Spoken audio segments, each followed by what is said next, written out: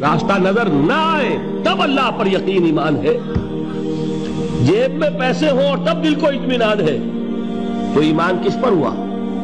پیسے پر، اللہ پر نہیں. جب وسائل و ذرائع نہ ہوں اور پھر یقین ہو کہ اللہ مسبب الاسباب ہے، وہ اسباب کا پابند نہیں ہے، وہ اسباب کا محتاج نہیں ہے، اسباب اس کے محتاج ہیں.